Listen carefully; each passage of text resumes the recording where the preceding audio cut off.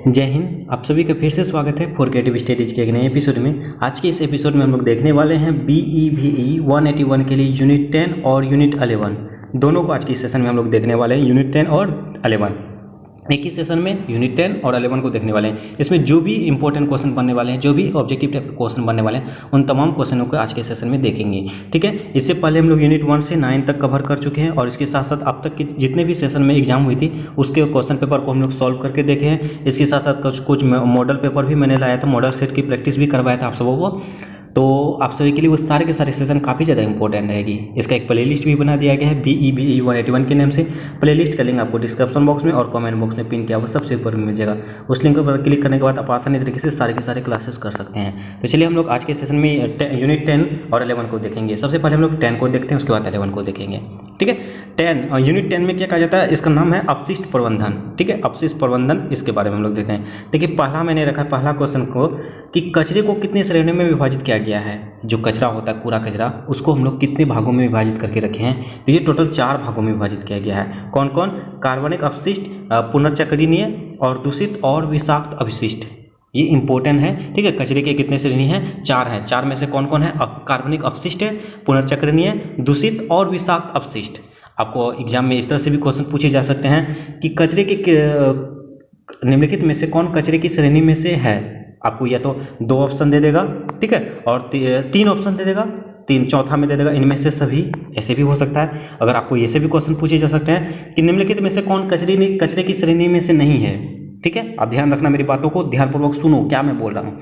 नहीं है भी पूछा जा सकता है। नहीं है में आपको फिर ये तीनों की तीनों मान के चलो, कोई 3 ऑप्शन दे देगा, चौथा में कुछ और दे देगा, ये ना देगा कुछ और दे देगा, तो आपको नहीं वाला पूछा जाए तो इसका सही जवाब ये हो जाएगा। ठीक है, तो इस तरह से क्वेश्चन बनते हैं, इसी टाइप से क्वेश्चन पूछे जाते हैं। ओके, तो ध्यान रखना है आपको। ओके, उसी प्रकार नेक्स्ट का आता है। देखिए ये जो है मैंने यहाँ पे आपका टोटल 6 क्वेश्चन 6 नंबर तक जो है ना, ये मैंने ऐसे कवर करवाया। देखिए आप सभी देख सकते हो 6 तक। ये आपको मिलान चिन्ह टाइप के भी पूछे जा सकते हैं। आपको ये आसानी तरीके से, सिंपल तरीके से भी पूछे जा सकते हैं। इसको ये आपको है, इसको तो आपको पढ़ना ही पड़ेगा। ठीक है, तो आप सभी देख सकते हो। जैसे कहा जाता है ज्वलनशीलता, आपको ज्वलनशीलता में क्या होता है, आग आसानी से आग पकड़ लेता है। आपको ये पूछे जा सकते हैं निम्नलिखित में से कौन किस में आसानी से आग पकड़ सकता है। आपके ऑप्शन में ये ज्वलनशीलता भी दिया रहेगा। ठीक है, अगर उसको भी सिलेक्ट करना है। ओके, उसी प्रकार कहता है संरचनात्मक, ये अन्य सामग्रियों का क्षय कर सकता है।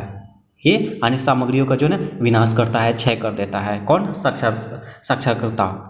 ठीक है, और उसी प्रकार अभिक्रियाशीलता, अभिक्रियाशील क्या होता है, जल के साथ परवल अभिक्रिया करता है, जल के साथ परवल अभिक्रिया करता है, अथवा यानी कि अन्य रसायनों के साथ अभिक्रिया करके विस्फोट करता है। आपको ये दोनों में से कोई एक भी दे सकता है। जल के साथ परवल अभिक्रिया कौन करता है, तो अभिक्रियाशीलता करता है। और इसके या तो आपको ये भी पूछा जा सकता है अन्य रसायनों के साथ अभिक्रिया करके विस्फोट करता है, कौन? अभिक्रियाशीलता करता है। ठीक है, इस तरह से पूछे जाएंगे। और 5वां में देखिए, 5वां ये इंपॉर्टेंट है, रेडियोधर्मिता। ये पूछे गए हैं कई एग्जामों में। और इसमें कहता है आयनीय विकिरण निर्मुक्त करता है। आयनीय विकिरण निर्मुक्त कौन करता है? रेडियोधर्मिता। उसी प्रकार नेक्स्ट में कहता है आभिशूलता। आभिशूलता में क्या होता है, उपायछी विकार, विषीकरण, रोग, उत्परिवर्तन परिवर्तन, कैंसर अथवा विकिरण के लक्षण उत्पन्न करते हैं। ठीक है, इस तरह से पूछे जाते हैं। देखिए इसमें से आपको इसको ध्यान रखना ही पड़ेगा क्योंकि ये इंपॉर्टेंट सब हैं। ये सारे के सारे, जैसे उपचायी विकार हो गया, विषीकरण हो गया, रोग हो गया, उत्परिवर्तन, कैंसर, ये सबको याद रखना होगा। ठीक है, कोई एक लेके आपको पूछा जा सकता है और इसमें आपको मिलान चिन्ह भी करने के कहा जा सकता है। जैसे कि आपको ये 5 है ना, पाँचों के पाँचों आपको मिलान चिन्ह के दरमियान भी पूछे जा सकते हैं और पूछे जाते हैं, इसको इग्नोर मत करना। ठीक है, जैसे पूछ देंगे कि यानी उल्टा पुल्टा कर देंगे, इसके सामने में जहाँ ये वाला रख देगा और इसके वाला यहाँ रख देगा, ऐसे करके मतलब आपको मिलान चिन्ह करना है।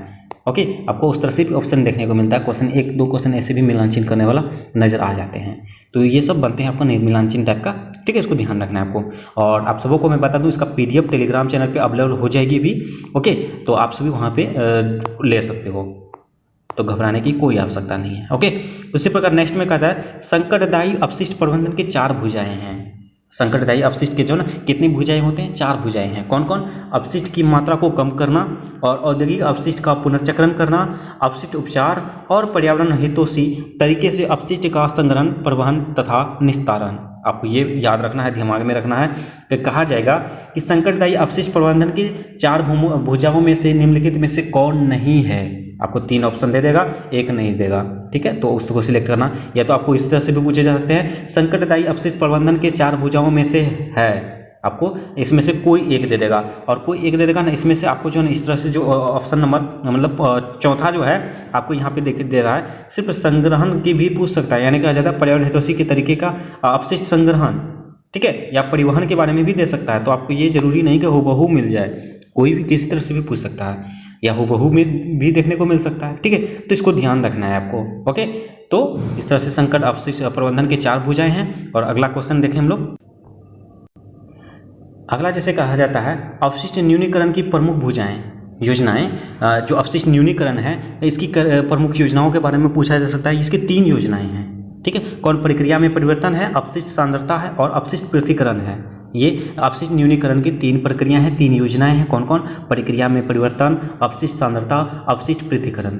आपको इस तरह से क्वेश्चन बन सकते हैं कि निम्नलिखित में से कौन अपशिष्ट न्यूनीकरण की प्रमुख योजनाओं में से है, आपको कोई एक दे देगा, ठीक है। तो इसको सिलेक्ट करना। और इस तरह से भी बन सकते हैं कि निम्नलिखित में से कौन अपशिष्ट न्यूनीकरण की प्रमुख योजनाओं में से नहीं है, तो आपका तीनों के तीनों दे देंगे, चौथा में कुछ और दे देंगे जो कि वो गलत होगा, ठीक है। उसको सिलेक्ट करना है, इस तरह से क्वेश्चन बनेंगे, ओके।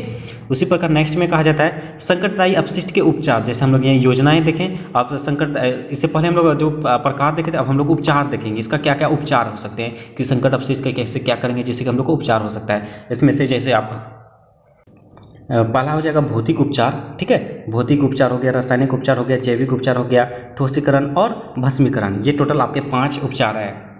किसके? ये आपका संकटदायी अपशिष्ट के 5 उपचार हैं। कौन कौन? भौतिक उपचार, रासायनिक उपचार, जैविक उपचार और ठोसीकरण और भस्मीकरण। इसको दिमाग में रखना, ये सारे के सारे इंपॉर्टेंट हैं, ठीक है। तो आपको ये आगे भी काम देने वाले, अभी भी क्वेश्चन में मैंने इसको ऐड किया है, ओके। तो इसी प्रकार नेक्स्ट का आता है लैंडफिल निस्तारण का अर्थ होता है। लैंडफिल जो है इसका निस्तारण का क्या अर्थ होता है, पूछे जा सकते हैं कि लैंडफिल निस्तारण का अर्थ है। तो कहता है कि जमीन के नीचे हानिकारक पदार्थों को भंडारित करना। जमीन के नीचे जो हानिकारक पदार्थ हैं उसको भंडारित करना ही लैंडफिल निस्तारण का अर्थ होता है, ठीक है। लैंडफिल निस्तारण का क्या अर्थ होता है? जमीन के नीचे हानिकारक पदार्थों का भंडारित करना। उसी प्रकार अगला कहा जाता है 11th में भारत में अपशिष्ट उत्पादन को कितने श्रेणियों में समूहित किया जा सकता है। आपको अपना देश, प्यारा देश भारत के बारे में पूछा जा रहा है कि भारत में जो है अपशिष्ट उत्पादन के कितने श्रेणियों में समूहित किया जा सकता है। तो इसको 2 श्रेणियों में विभाजित किया जा सकता है। कौन? परमिक अभिमुख और प्रदूषण नियंत्रण अभिमुख। प्रक्रिया अभिमुख और प्रदूषण नियंत्रण अभिमुख, ओके। तो ध्यान रखना है, वो फिर से मैं बोल रहा हूँ, प्रक्रिया अभिमुख और प्रदूषण नियंत्रण अभिमुख, ओके।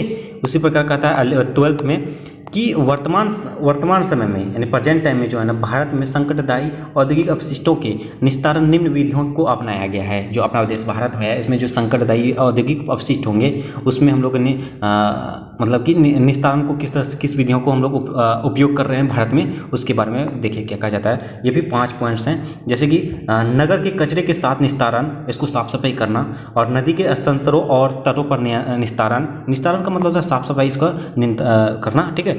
और खुले गड्ढे में जलाना, ठीक है, गड्ढों में जलाना। उसके निचले क्षेत्रों, नदमुखों और सागरों में निस्तारण, और स्वचरित भस्मीकारकों में जलाना। देखिए ये आपको जो ना, ये पूरे के पूरे जो है ना आपको रट लो, ये पूरे के पूरे लाइन आपको दिमाग में होना चाहिए, पूरे के पूरे लाइन, एक भी इधर उधर नहीं होना चाहिए। क्यों? क्योंकि आपके जो कभी कभी खाली जगह टाइप के भी पूछे जा सकते हैं। जैसे आपको पूछ सकता है कि यहाँ डॉट डॉट डॉट दे देगा और कहेगा कचरे के साथ निस्तारण कौन करता है, तो नगर की।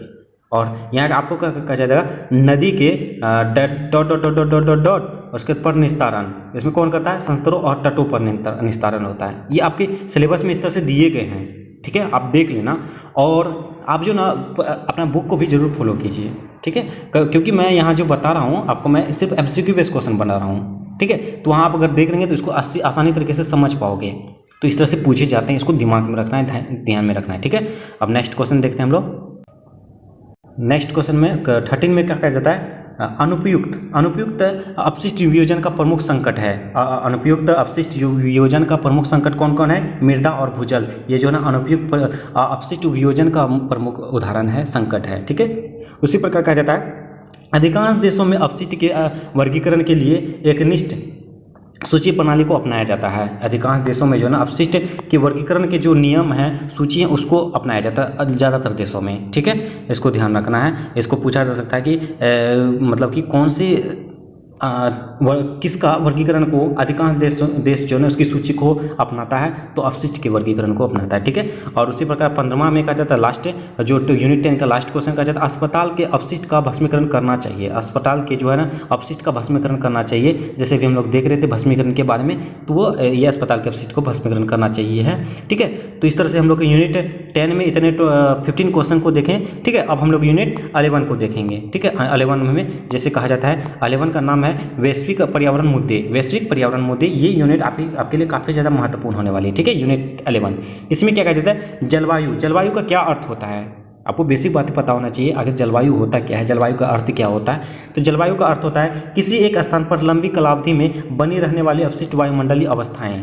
किसी एक स्थान पर लंबी कालावधि में बनी रहने वाली जो भी अपशिष्ट वायुमंडलीय अवस्थाएं, वो जलवायु होता है। जलवायु का यही अर्थ होता है कि जितने भी किसी भी स्थान पर, कोई भी स्थान पर जो काफ़ी समय से वो बनी रहती है।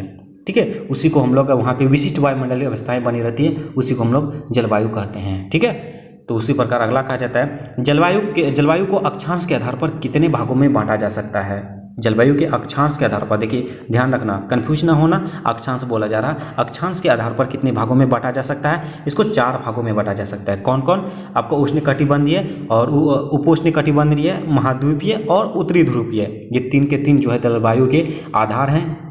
कौन से आधार पर, ये अक्षांश के आधार पर 4 भागों में इसको बांटा गया है। फिर से मैं रिपीट कर रहा हूँ, उष्णकटिबंधीय, उपोष्णकटिबंधीय और महाद्वीपीय और उत्तरी ध्रुव, ये चारों के चारों क्या है, जलवायु के अक्षांश के आधार पर इसके भाग है। आपको इस तरह से भी क्वेश्चन पूछे जा सकते हैं कि जलवायु को अक्षांश के आधार पर कितने भागों में बांटा गया, ये तो 4 हो गया। ठीक है, उसी प्रकार पूछे जा सकते हैं जलवायु को अक्षांश के आधार पर जो भागों में बांटा गया निम्नलिखित में से कौन नहीं है।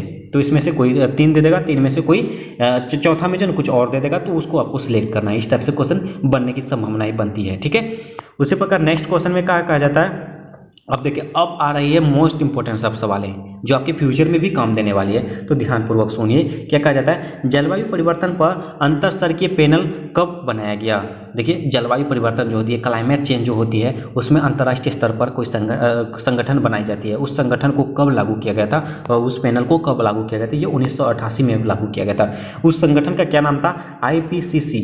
आप सुने होंगे IPCC क्या होता है, सिर्फ सुने होंगे, इसके बारे में नहीं जानते तो बताता हूँ मैं। इसमें क्या था, इसका पूरा नाम होता है inter governmental panel on climate change.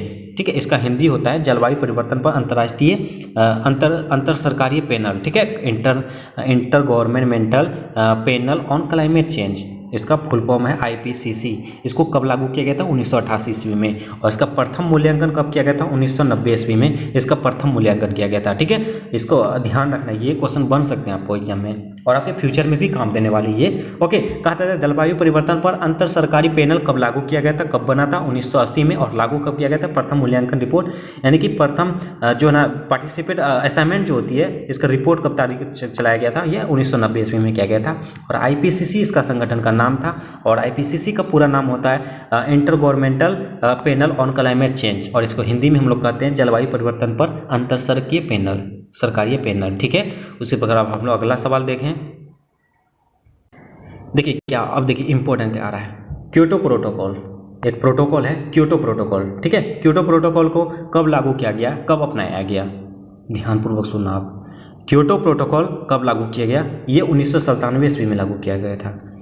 देखिए IPCC कब किया गया था, 1988 ईस्वी में। ठीक है, इसको ध्यान रखना, उल्टा पुल्टा ना कर देना बाबा चाचा। ठीक है, ठीक है चाचा। तो देखो क्या कहते हैं प्रोटोकॉल, क्योटो प्रोटोकॉल कब लागू किया गया था, 1997 में, 1997 में किया गया था। और इसको जो अपनाने वाला एक संगठन है जिसका नाम है UNFCCC, UNFCCC। ठीक है, ये इसका फुल फॉर्म होता है United Nations framework convention on climate change.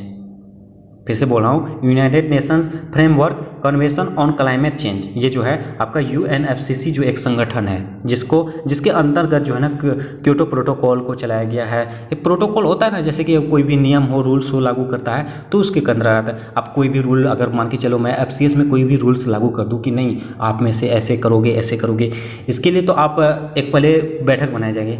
बैठक का हेड तो एक सीईओ होगा ना, एफसीएस का सीईओ जैसे कि मैं ही हूँ, तो मुझे इसमें राय देना होगा कि नहीं हाँ ऐसा कर सकते हो। मेरे स्टाफ सब बताएंगे सर ऐसा कीजिए, ऐसा कंटेंट डालिए, ऐसा पढ़ाइए, ये ऐसा टॉपिक कीजिए, ऐसा कीजिए, ऐसा थंबनेल बनाएंगे, ऐसा वगैरह वगैरह करता है ना। तो वो सब जो है ना एक उसको आप बोला, बात करने के बाद मुझे बताया, मुझे बताने के बाद मैं उसको परमिशन दूंगा कि हाँ कर सकते हो, तो वो लागू हो गया। उसी तरह से ये जो है हेड है आपका यूएनएफसीसी एक हेड है, ठीक है। इस प्रोटोकॉल सबका ये अंतर्राष्ट्रीय लेवल का होती है, ठीक है। वैसे जैसे G20 हो गया, ये सब चीज़ें अंतर्राष्ट्रीय लेवल का संगठन होती है। तो यूएनएफसीसी ये जलवायु परिवर्तन के लिए एक संगठन है जिसको हम लोग United Nations framework convention on climate change कहते हैं। उसको हिंदी भी मैंने लिख दिया है, जलवायु परिवर्तन पर संयुक्त राष्ट्र प्रधान सभा, ठीक है। जलवायु परिवर्तन पर संयुक्त राष्ट्र प्रभार सभा, ये जो है आपके ये हैं, ठीक है। और इसका जो 1997 में क्योटो प्रोटोकॉल चालू हुआ था, लागू हुआ था। उसी प्रकार नेक्स्ट में कहा जाता है, देखिए अब देखना ये इंपॉर्टेंट है, आपको दिमाग में रखना है, माइंड में रखना है। कहता है क्योटो प्रोटोकॉल का छठा सम्मेलन कब हुआ था। ये सब जो इम्पोर्टेंट जो सम्मेलन हुआ था उसमें से कुछ महत्वपूर्ण सम्मेलन था, तो हम लोग महत्वपूर्ण को याद रखना पड़ेगा, कोई भी पूछ सकता है। देखिए क्योटो प्रोटोकॉल जो है ना, ये छठा सम्मेलन 2001 ईस्वी में हुआ था, 1997 ईस्वी में लागू हुआ था और 4 साल में इसका छठा सम्मेलन हुआ था। और कहाँ हुआ था, बॉन कहाँ, एक जर्मनी का जगह है, ठीक है, जर्मनी में पड़ता है बॉन। उसी प्रकार कहता है आठवां कब हुआ था। आठवां आपको अगर डेट याद ना रहे ना तो फिर भी आप 2002 याद रख सकते हो, ठीक है। अगर डेट दिमाग में तो अच्छी है, नहीं है तो कोई बात नहीं, घबराने की कोई आवश्यकता नहीं। इसमें 23 अक्टूबर से 1 नवंबर तक चली थी, 23 अक्टूबर से 1 नवंबर तक चली थी 2002 ईस्वी में, अपना भारत में ही दिल्ली में हुआ था इसका, ठीक है। और आगे हम लोग देखेंगे यूएनएफसीसी का जो भारत कब इसका पार्टिसिपेट किया था, इसके बारे में भी हम लोग आगे चर्चा करेंगे। और 21वां कब हुआ था, 2015 में हुआ था, 2015 में हुआ था। डेट भी देख लेते हैं हम लोग, 30 नवंबर से 11 दिसंबर तक चली थी और ये पेरिस में हुआ था, फ्रांस में, पेरिस फ्रांस में, ठीक है। उसी प्रकार का 22वां सम्मेलन हुआ था 2016 ईस्वी में, ये मोरक्को में हुआ था। और 23वां हुआ था जर्मनी में, ठीक है, जर्मनी में हुआ था। उसी प्रकार कहा जाता है 24वां जो है 2018 में हुआ था, पोलैंड में हुआ था, 2018 के पोलैंड में हुआ था। और यूएनएफसीसी में भारत कब साझेदार बना, अभी जैसे मैंने चर्चा किया था यूएनएफसीसी के बारे में, जो इसके बारे में बताया अभी था, जो क्योटो प्रोटोकॉल कब लागू किया था 1997 ईस्वी में। और यूएनएफसीसी के बारे में जो बताया था उसमें भारत कब साझेदार हुआ, कब पार्टनरशिप बना, तो ये 10 जून 1992 ईस्वी को बना था। 10 जून 1992 ईस्वी को यूएनएफसीसी में भारत भागीदार हुआ, उसमें साझेदार बना, ठीक है। तो इसको दिमाग में रखना है, माइंड में रखना है, याद रखना है, ठीक है। नेक्स्ट क्वेश्चन हम लोग देखें अब। नेक्स्ट में कहा जाता है राष्ट्रीय कार्य योजना में कि निम्नलिखित राष्ट्रीय मिशन, देखिए राष्ट्रीय कार्य योजना के लिए निम्नलिखित राष्ट्रीय मिशन बनाया गया था और हम लोग मिशन को जानेंगे। टोटल 8 मिशन लागू किया गया था, ये क्लाइमेट चेंज से संबंधित है, ठीक है, जलवायु परिवर्तन से संबंधित है। इसमें क्या कहा जाता है, राष्ट्रीय कार्य योजना के निम्नलिखित 8 मिशन है और 8 के 8 मिशन हम लोग को दिमाग में रखना होगा। क्यों, क्योंकि आपको एग्जाम में कोई भी पूछ सकता है। देखिए 8 के 8 मैंने नाम लिख दिया है और इसका PDF आप टेंशन ना लो, PDF मिल जाएगा टेलीग्राम में, ठीक है। कहा जाता है राष्ट्रीय सौर मिशन और राष्ट्रीय संबंधित ऊर्जा बचत मिशन और राष्ट्रीय सतत पर्यावास मिशन, राष्ट्रीय जल मिशन और राष्ट्रीय हिमालयी परिप्रणाली परीक्षण मिशन और राष्ट्रीय हरित भारत मिशन और राष्ट्रीय सतत कृषि मिशन और लास्ट में आपका हो जाएगा राष्ट्रीय जलवायु परिवर्तन कार्यनीतिक ज्ञान मिशन। ये टोटल 8 मिशन है। ये मिशन के नाम है, ठीक है, ये मिशन के नाम है। जैसे मेरा नाम अभिषेक है तो अब नाम ही है ना, ये मिशन के नाम है, ओके। तो इसी प्रकार इसको तो आप याद रखना ही होगा। फिर से मैं रिपीट कर दूं, आप सभी मेरे साथ साथ बोलिए। कहा जाता है राष्ट्रीय सौर मिशन, पहला जो ये मिशन है कौन है, राष्ट्रीय सौर मिशन है। उसी प्रकार से राष्ट्रीय संबंधित ऊर्जा बचत मिशन, राष्ट्रीय सतत पर्यावास मिशन और राष्ट्रीय जल मिशन और राष्ट्रीय हिमालय परिप्रणाली परीक्षण मिशन। उसके तहत राष्ट्रीय हरित भारत मिशन और राष्ट्रीय सतत कृषि मिशन और राष्ट्रीय जलवायु परिवर्तन कार्यनीतिक ज्ञान मिशन। ये टोटल 8 राष्ट्रीय मिशन है, ठीक है। तो इस तरह से क्वेश्चन बन सकते हैं। कहीं का निम्नलिखित में से कौन राष्ट्रीय मिशन में से नहीं है, कोई 3 दे देगा, चौथा कुछ और दे देगा, तो उसको आपको सिलेक्ट करना है, ठीक है। उसी प्रकार नेक्स्ट में कहा जाता है भारत ने मॉन्ट्रियल प्रोटोकॉल कब लागू स्वीकार किया, मॉन्ट्रियल प्रोटोकॉल कब स्वीकार किया, इससे पहले हम क्या देखेंगे, क्योटो प्रोटोकॉल, ठीक है, क्योटो प्रोटोकॉल 1997। उसके बाद जो है ना ये अपना भारत ने मॉन्ट्रियल प्रोटोकॉल को कब अपनाया था, 17 सितंबर 1992 ईस्वी को ये अपनाया था, ठीक है, ये 17 सितंबर 1992 ईस्वी को ये भारत ने मॉन्ट्रियल प्रोटोकॉल को अपनाया था। और देखिए पीएच मान, आप अम्लीय के बारे में जानते होंगे और आपके सिलेबस में भी दिया गया है। पीएच पैमाने का परास होता है, ये अम्ल जो परास होती है उसकी कहाँ तक की उसकी मान होती है, आप सभी जानते होंगे 0 से 14 तक होती है, ठीक है, 7 से कम 7 से ज़्यादा वाला आपको पता होगा, याद है। तो वही बात इसमें भी कही जा रही है कि पीएच पैमाने का परास कितना से होता है, 0 से 14 तक का होता है। और अम्लीय पदार्थों का पीएच मान कितना होता है, अम्लीय पदार्थों का पीएच मान जो है ना 7 से कम होता है। जैसे ये स्केल है, ठीक है, स्केल है, यहाँ पे मान के चलो 0 है, ये 0 जो है यहाँ 7 है, 7 से कम 7 से प्लस, ठीक है। उसी प्रकार ये 7 से कम जो है आपका अम्लीय पदार्थ हो गया, और फिर क्षारीय जो है ये प्लस हो गया, तो ये क्षारीय पदार्थ है, ठीक है, ये माइंड में रखना है, इसको पूछे जा सकते हैं। और जल का पीएच मान कितना होता है, जल का पीएच मान होता है 7, ठीक है, जल का पीएच मान होता है 7, और 7 से प्लस क्षारीय हो जाएगा, 7 से कम अम्लीय हो जाएगा, ठीक है। उसी प्रकार नेक्स्ट में देखें, नेक्स्ट क्वेश्चन का जाएगा सल्फ्यूरिक अम्ल। सल्फ्यूरिक अम्ल और नाइट्रिक अम्ल है क्या, कौन से अम्ल है ये, सल्फ्यूरिक अम्ल और नाइट्रिक अम्ल कौन सा अम्ल है, ये परवल अम्ल है। आपको ये भी पूछे जा सकते हैं कि निम्नलिखित में से सल्फ्यूरिक अम्ल है तो परवल अम्ल है, या तो आपको निम्नलिखित में से नाइट्रिक अम्ल है आपको परवल अम्ल है, ठीक है, इस तरह से क्वेश्चन पूछे जा सकते हैं। उसी प्रकार कहता है अम्ल वर्षा वाले जल का पीएच मान कितना होता है, हम लोग सिर्फ जल का सिर्फ बोले थे, जल का पीएच मान 7 होता है, और यहाँ पे पूछा जाता है अम्ल वर्षा वाले जल का पीएच मान कितना होता है, लगभग 4 होता है, ये लगभग 4 होता है। अम्ल वर्षा वाले जल का पीएच मान कितना होता है, लगभग 4 होता है। और ओजोन दिवस कब मनाया जाता है, ये 16 सितंबर को मनाया जाता है, 16 सितंबर को ओजोन दिवस मनाया जाता है। ये पूछे जा सकते हैं, एक दिवस वाला भी पूछे जाते हैं। विश्व पर्यावरण दिवस के बारे में पूछा जा सकता है, 5 जून को मनाया जाता है। ओजोन परत दिवस कब मनाया जाता है, 16 सितंबर को मनाया जाता है, ठीक है, ये सब क्वेश्चन बन सकते हैं। ओके, इस तरह से यूनिट 11 में भी हम लोग 20 क्वेश्चन को देखें, है ना, इससे पहले 50 और अभी 20, एक सेशन में हम लोग 35 क्वेश्चन, और इसके साथ साथ मैंने जो बीच बीच में बोला क्वेश्चन उसको 35 मतलब फिर भी 35 बहुत है ना, तो 35 में आपको कुछ भी क्वेश्चन बन सकते हैं। तो उम्मीद करता हूँ आज का सेशन भी आप सबों के लिए काफ़ी ज़्यादा फायदेमंद साबित हुआ होगा, और आज के सेशन में बस इतना ही रहने देंगे। जैसे मैंने बताया था यूनिट 10 और 11, और बहुत ही जल्द बाकी यूनिट्स आने वाली है, आप सभी हमारे साथ जुड़े रहिए। और एक निवेदन है, जो भी चैनल में पहली बार आए हैं और चैनल को सब्सक्राइब नहीं किए हैं तो प्लीज़ चैनल को सब्सक्राइब जरूर कर लीजिए, और बेल आइकन को जरूर हिट कीजिए। सेशन अच्छा लगे तो लाइक जरूर कीजिए, कमेंट के माध्यम से जो भी डाउट हो डाउट पूछिए, और अपने दोस्तों को भी ज़्यादा से ज़्यादा शेयर कीजिए। चलिए मिलते हैं नेक्स्ट सेशन में, तब तक के लिए थैंक यू, जय हिंद।